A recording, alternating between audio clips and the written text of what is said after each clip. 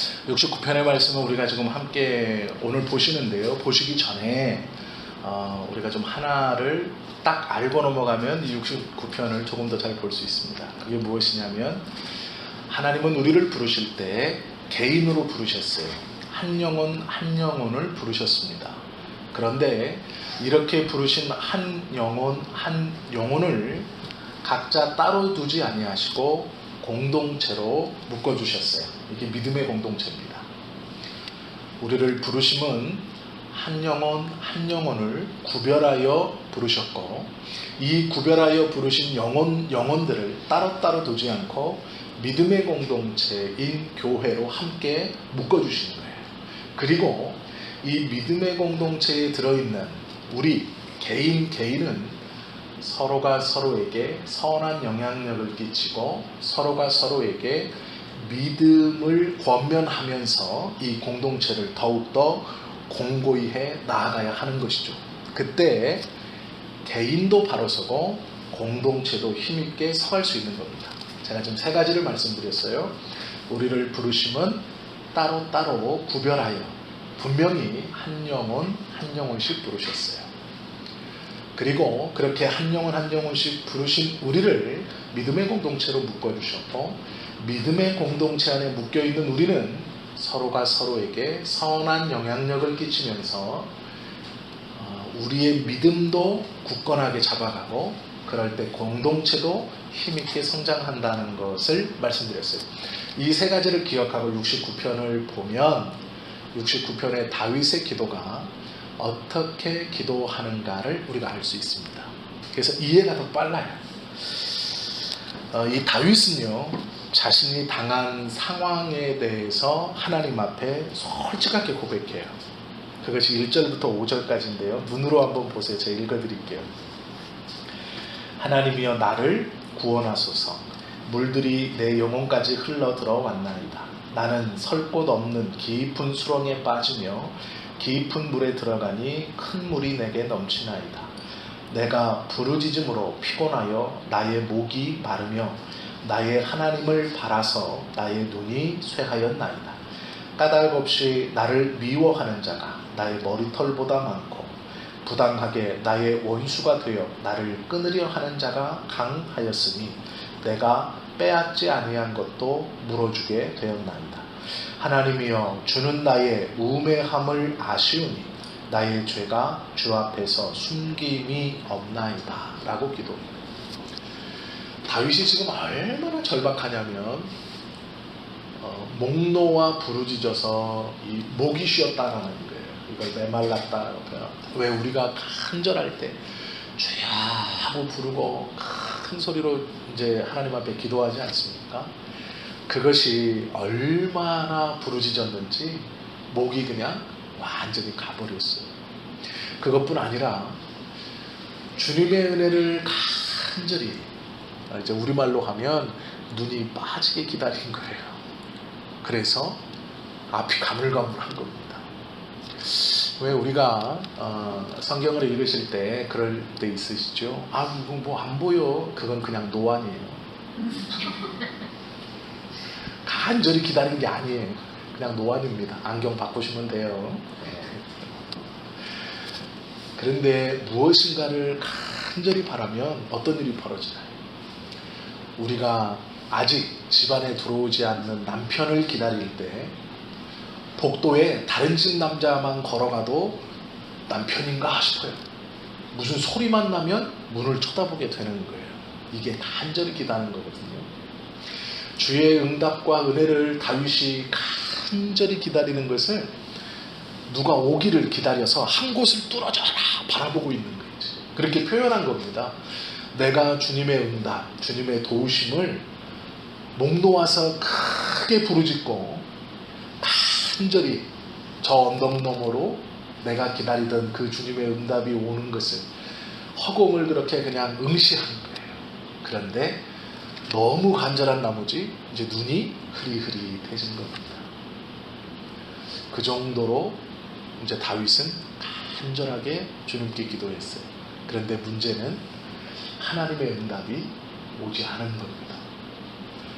목 놓아서 기도하고 목이 쉬고 간절히 주님의 은혜를 바라며 눈이 멀 정도로 그렇게 간절함으로 하나님께 기도했는데 응답이 안 일어나요. 하나님께서 이제 그만 되었다 하시면 좋을 것 같은데, 내가 너를 구해주겠다 하면 좋을 것 같은데 그렇지 않은 거예요. 기도해서 어떤 문제로 인해서 나 혼자 골방에서 내가 다른 사람 아무도 모르게 하나님 이것은 꼭 이루어져야 됩니다 라고 지금 기도하는 상황이 아니에요. 공개적인 어려움에서 다른 사람들이 다 알도록 기도하는 거예요. 나의 목소리가 쇠했고 눈이 보이지 않는다고 표현한 것은 공개적으로 기도하여 다른 사람도 내가 지금 주님께 기도하는 것을 알고 있다는 거예요. 그런데 문제는 내가 하나님께 기도함이 그들에게 오히려 조롱거리가 되어버렸습니다. 내가 믿음을 고백함이 오히려 비웃음거리가 되어버렸어요. 하나님이 해주실 거야. 나를 건져주실 거야. 내가 기도하고 있어. 너희 두고 봐. 이제 곧 상황이 역정될 거야 라고 했는데 나는 목이 쉬고 눈이 쇠할 정도로 기도하고 간절했는데 오히려 그 기도의 당사자인 원수들은 기도해도 아무 일도 일어나지 않네. 너는 죽을 거야. 오히려 비꼬고 있는 상황이에요. 이것을 그냥 시적으로 다윗이 써놨기 때문에 우리가 그런가 보다 하는 것이지, 우리의 상황에서 이 정도로 고백할 정도의 상황이 되면요 그냥 다 말라 죽을 거예요. 아마 하나님께 간절히 기도해도 응답이 없고 오히려 내가 기도하는 것을 많은 사람이 알고 있지만 그것이 비웃음거리가 될 때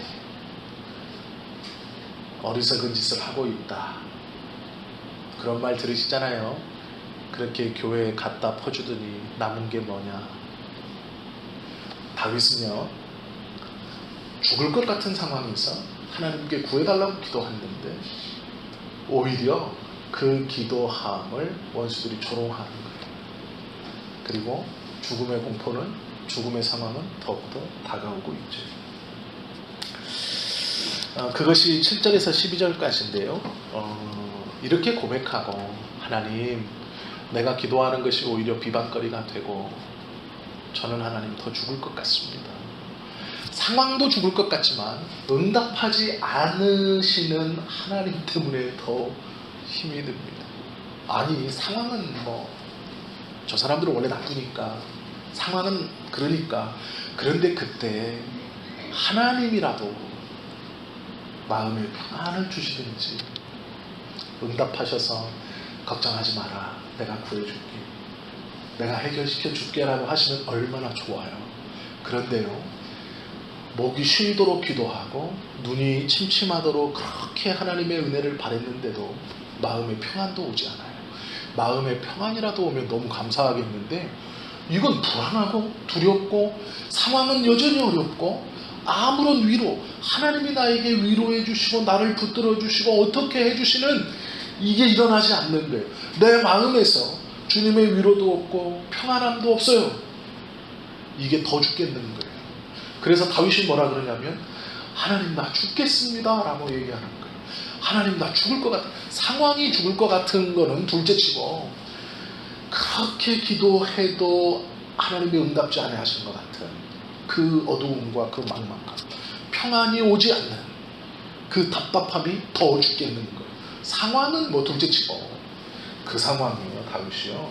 그런데 그때 다윗이 고백하는 하나님에 대한 믿음의 고백이 있어요. 그게 33절과 34절인데요 한번 눈으로 보세요. 제가 읽어드릴게요. 이렇게 고백합니다. 여호와는 궁핍한 자의 소리를 들으시며 자기로 말미암아 갇힌 자를 멸시하지 아니하시나니 천지가 그를 찬송할 것이요 바다와 그 중의 모든 생물도 그리할지로다 말씀하고 있습니다. 이게 다윗이 믿는 하나님에 대한 믿음의 고백입니다.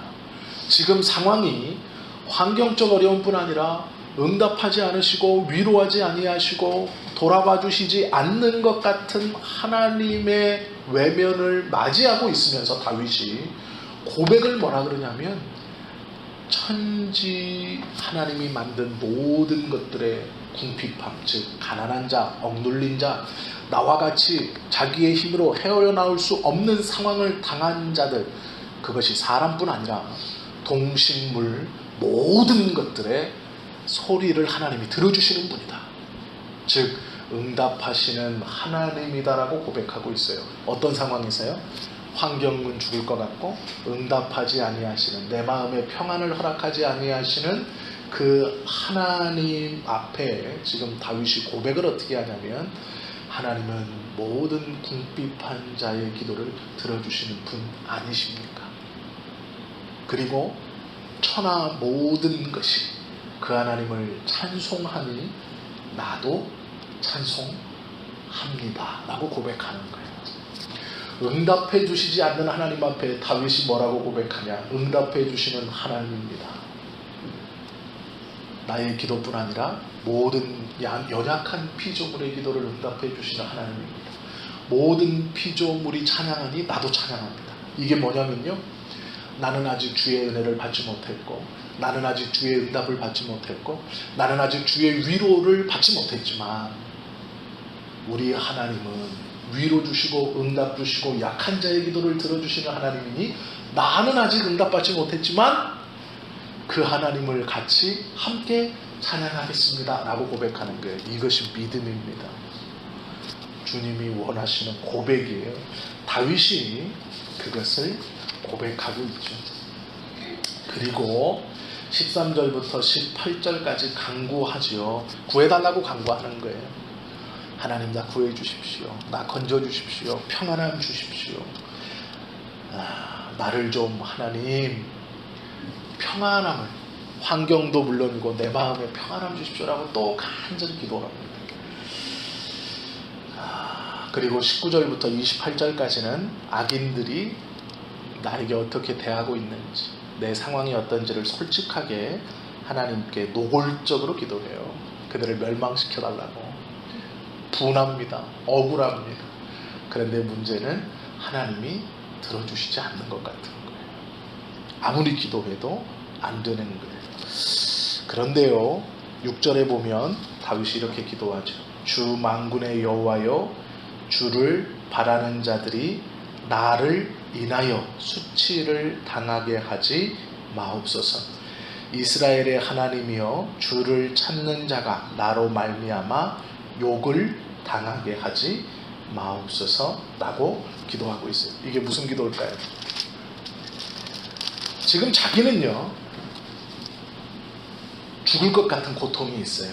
첫째는 외부적인 것이 그렇고, 두 번째는 내 안에서 응답하지 않으시는 하나님이 그래요. 미치겠는 거죠. 이거는 말로 설명이 안 되는, 그냥 죽을 것 같은 거예요. 아무런 소망이 없어요. 그런데 문제는 내가 지금 목 놓아 기도하고 간절히 주의 은혜를 사모하고 있다는 것을 다른 사람이 다 알아요. 그런데 하나님은 응답해 주지 않아요. 환경의 응답은 고사하고 내 마음에 위로가 평안이 없어요. 그런데 나는 여전히 기도하고 있어요. 그러면서 다윗이 뭐라고 기도하냐면요, 하나님, 혹여 내가 이곳에서 못 빠져나가서 죽을지라도 나 때문에 다른 믿는 사람들이 낙심하지 않고, 나 때문에 주님께 기도하는 다른 사람들이 함께 비웃음을 당하지 않을 수 있도록 도와주십시오라는 거예요. 무슨 얘기인지 아시겠죠? 나는 죽을 수 있겠네요. 왜요? 기도에도 응답이 없어요. 환경이 바뀌는 건 고사하고 마음의 평안함이 없어요. 죽는구나. 죽을 수밖에 없구나. 이건 해결이 안 되는구나. 그런데 하나님, 나 때문에 주님께 기도하는 다른 사람들이 수치와 욕을 당하지 않도록 하나님 저들을 붙드시고, 저들의 기도에는 하나님 응답하셔서 저들의 기도에는 우리 주님이 신실하게 함께 동행하시고 붙드시고 지켜주시기를 원합니다 라는 거예요. 하나님에 대한 믿음이 있는 자의 고백은요, 자신의 일에 대해서 다윗처럼 솔직하게 가감없이 자신의 감정을 그대로 하나님께 기도하는 것이 먼저죠. 그리고 하나님의 위로를 간절히 바라야죠. 그런데 환경도 좋아지지 않고 마음에 평안함이 없을지라도 기도를 포기하지 않고 다윗은 계속 하나님 앞에 기도해요.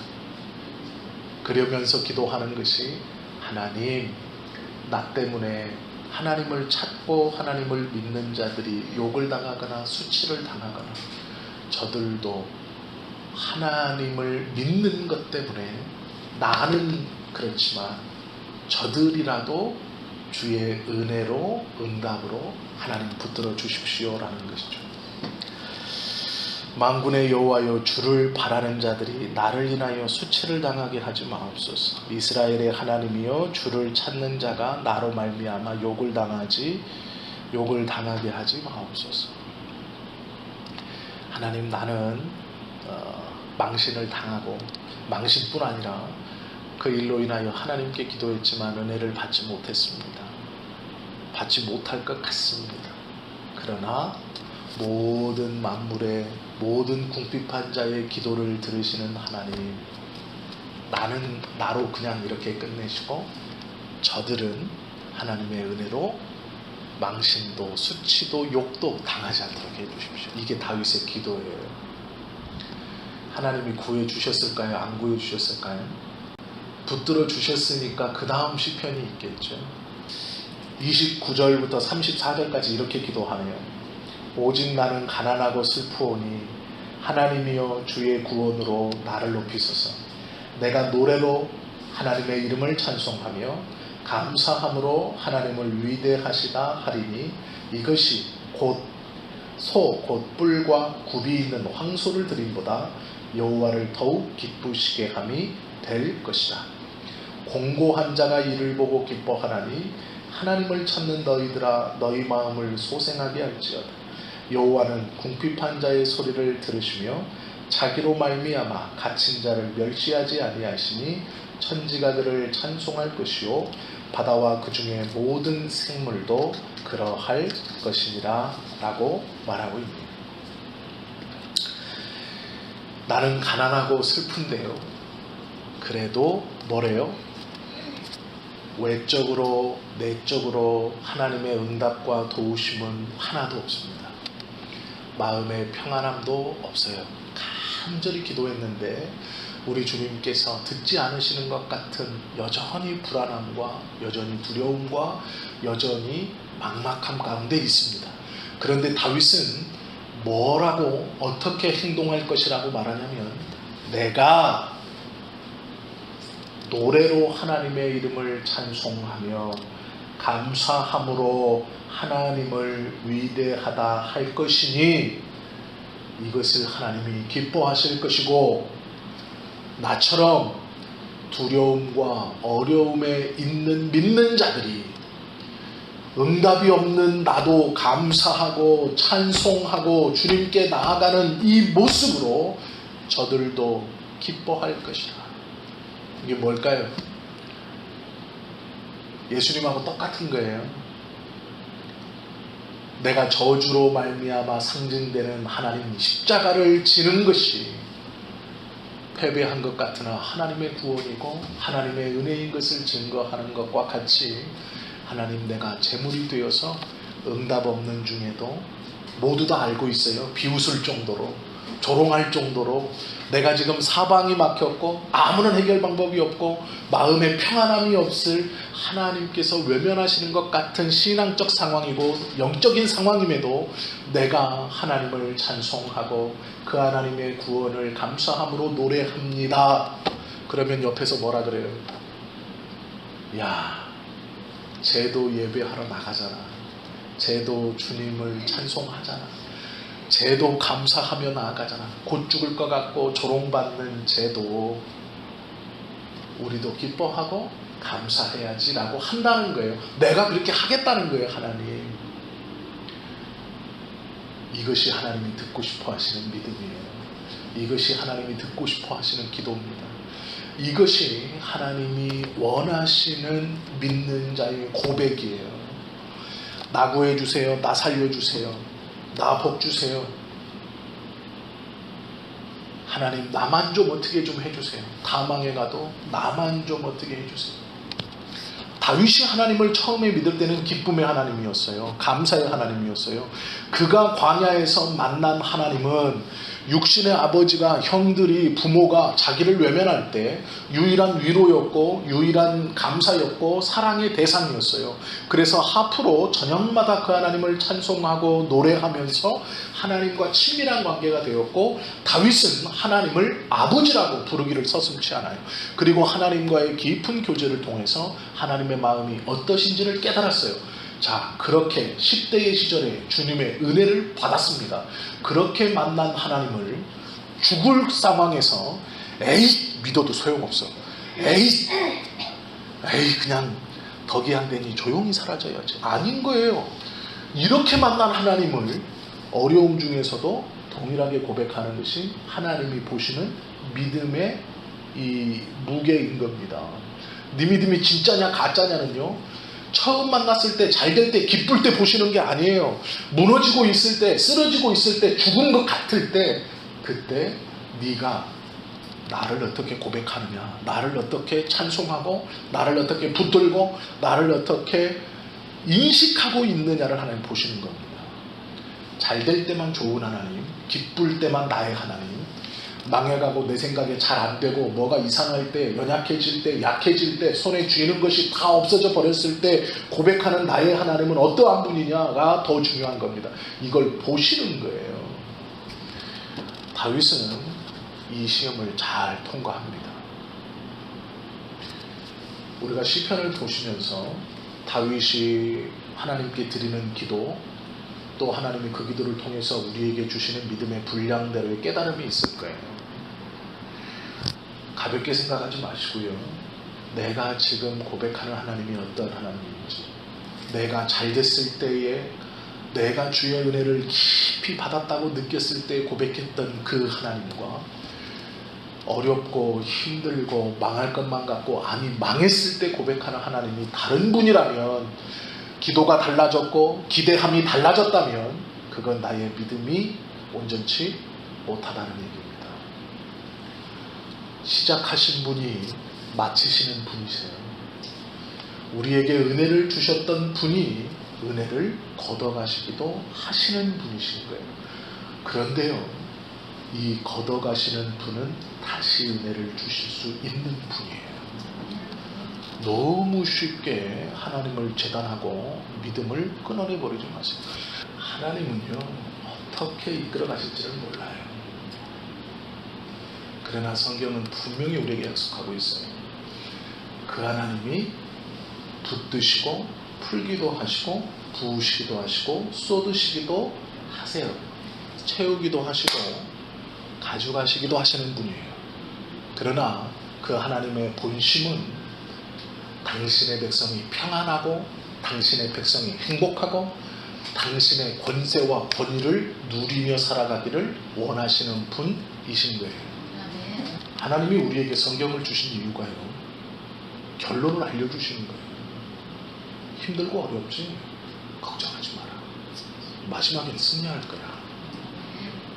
마지막에는 성공할 거야. 마지막에는 구원받을 거야.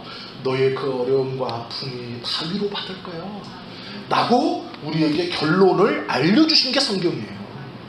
그러면 성경을 보고 주님의 말씀으로 결과를 알았다면, 우리가 지금 6회를 가든 8회를 가든 어떤 분은 9회를 가서 이제 끝날 것 같아도 불안할 필요 없습니다.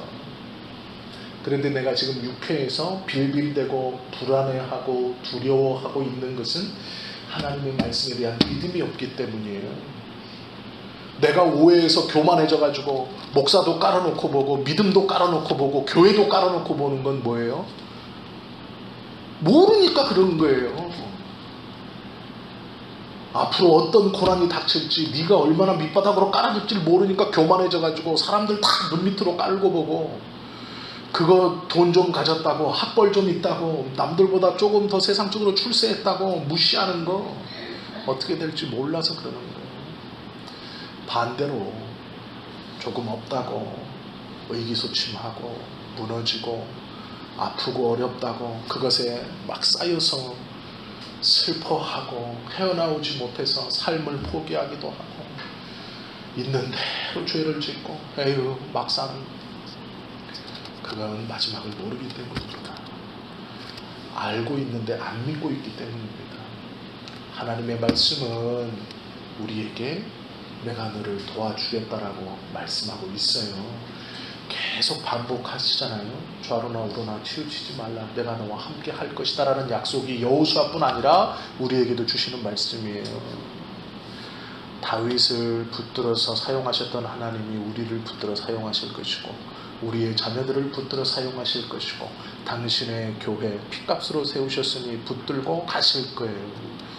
그것을 믿으면 힘들고 어려움이 있어도 믿음 안에서 기도하며 평안함으로 감사함으로 즐거워할 수 있는 거죠. 그런데 그것에 둘러싸여서 죽을 것처럼 하나님의 말씀은 우리를 그렇게 연약한 채로 두지 않으시는 분이에요. 주님은 죄의 유혹에서 이제 너는 온전히 자유로울 수 있다라고 선언해 주시는 분이에요. 과거에 또 넘어지고 내 습관에 또 넘어지고 그것을 오해하고 착각해서 이것은 어쩔 수 없어라고 살아가는 것은 하나님 뜻이 아닙니다. 다윗의 믿음의 고백이 우리의 믿음의 고백이 되기를 예수님의 이름으로 축원합니다. 다윗처럼 내가 아직 확신이 없을지라도 주님을 찬송하고 하나님께서 원하시는 고백을 하세요. 하나님이 원하시는 믿음의 고백, 기도의 고백을 우리는 이미 알고 있잖아요. 그래도 하나님 나는 포기하지 않고 기도하겠습니다. 나는 그래도 주님 찬양하겠습니다. 나는 그래도 이 믿음 저버리지 않겠습니다 하는 것을 하나님이 원하신다는 것을 우리가 알죠. 그러면 그렇게 고백하세요. 그렇게 기도하시고 고백하시면 하나님께서 그 믿음의 고백대로 믿을 수 있는 마음을 그 믿음을 성장시켜 주실 것이라 확신합니다. 오늘 시편 69편을 우리가 함께 보았습니다. 다윗의 기도가 우리의 기도가 되고 다윗의 고백이 우리의 고백이 되어서 우리도 다윗처럼 우리뿐 아니라 우리를 통하여 우리의 믿음의 후세대들과 자녀들도 하나님의 복을 계속 받을 수 있는 믿음의 사람들이 되어야겠습니다. 그러기 위해서 오늘 이 저녁은 하나님이 원하시는 기도를 드리는 저녁 되기를 예수님의 이름으로 축원합니다. 기도하시겠습니다.